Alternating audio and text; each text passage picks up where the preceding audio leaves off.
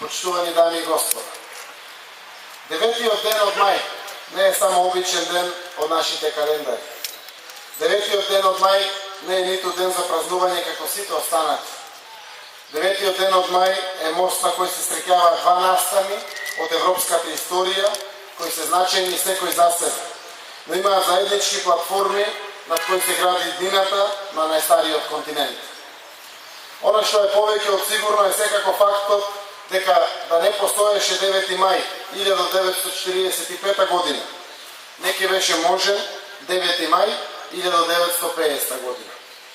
Но симбиозата на овие два исклучително важни историски датуми со временска дистанца од само 5 години ја изразуваат смислата на постоењето на денешна Европа, како современо јаве на еден дамнешен сон. Токму затоа, веројатно и воопшто не е случајно што денот на победата над фашизмот и денот на Европа се одбележуваат во исти ден. Тоа ден кој впечатливо треба да биде врежен во меморијата на сите луѓе кои живеат на овој континент и кои имаат слободарска и прогресивна перцепција на животот.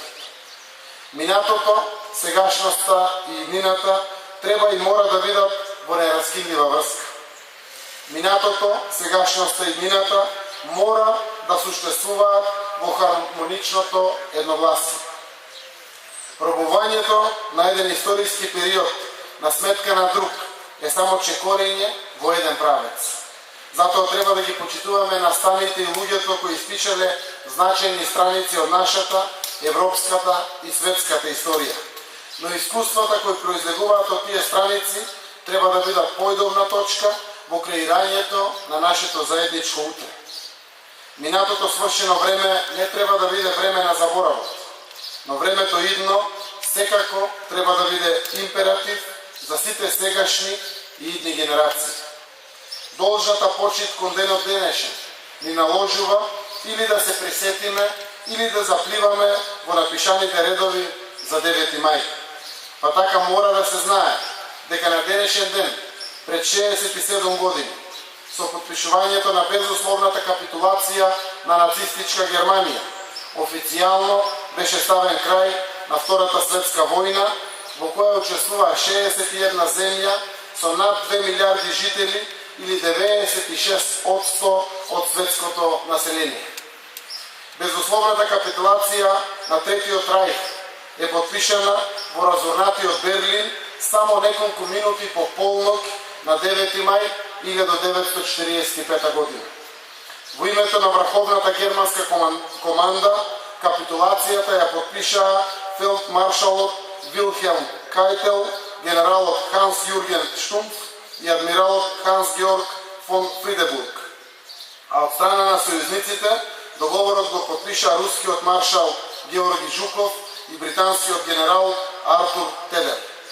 Со тоа беа запрени крвопролевањата и страдањата од Втората светска војна, во која загинаа над 50 милиони луѓе, од кои дури 20 милиони беа од тогашниот Советски сојуз. Во нацистичките логори беа убиени околу 12 милиони луѓе, од кои половината беа евреи. Вкупно 30 милиони загинаа цивили. Материјалната штета од Втората светска војна само во Европа беше процената на околу 200 милиарди американски долари. Она што не смее да се заборави е дека и нашава земја беше дел од таа страхотна војна. Македонија беше на страната на антифашистичката коалиција и во борбите против фашистичкиот окупатор даде околу 33.000 жртви, меѓу кои се и 7.000 евреи кои за време на војната беа депортирани во концентрациониот логор Треблинка.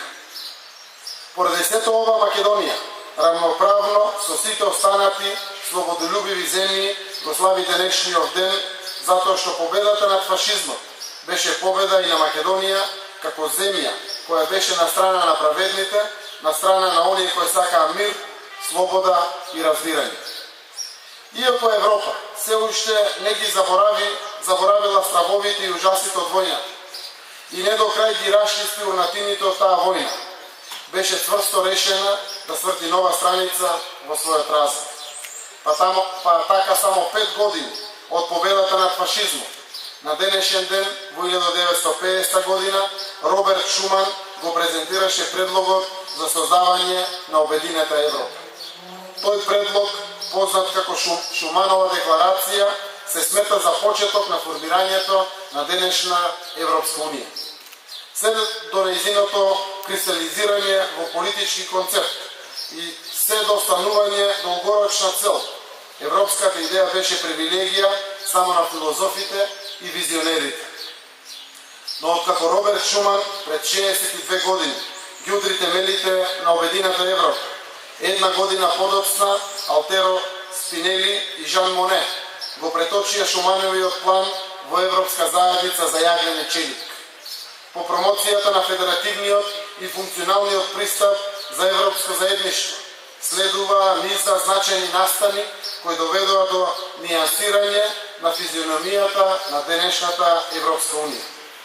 По договорот од Париз во 1951 година следува договорот од Рим за формирање Европска економска заедница и формирањето Европска заедница за атомска енергија во 1957 година.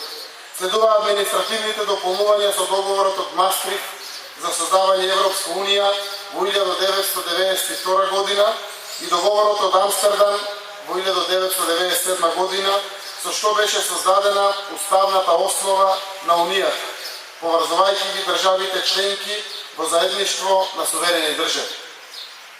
Заедницата, која најпрво им броеше само 6 земји членки, основачи Белгија, Франција, Германија, Италија, Луксембург и Холандија, веќе во 1973 година беше проширена со уште 3 земји, Данска, Ирска и Велика Британија. И така од година во година, од скалило на скалило, од проширување до проширување, денес Европската унија брои вкупно 27 земји членки, со помалку или повеќе развиени економии, различни култури, традиции и јазични особености, и истите подеднакво се вреднуваат и поддржуваат.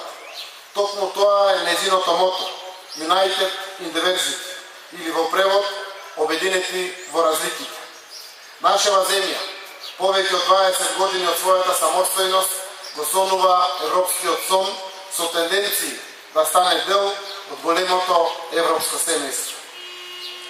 Иако Македонија е земја кандидат за членка во Унијата од декември 2005 година, се уште нема добиено датум за почеток на преговори со Европската Унија и покрај препораките од Европската комисија.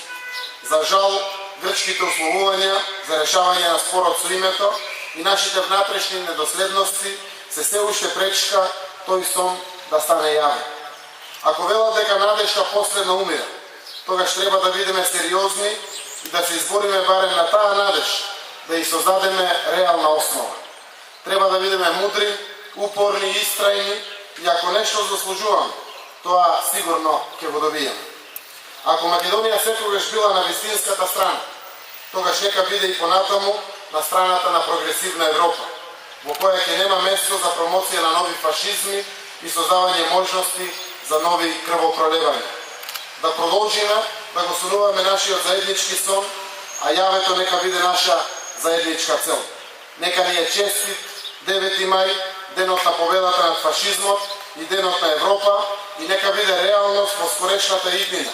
Овој ден да го славиме како граѓани на земја која е дел од големото европско семејство. Благодарам.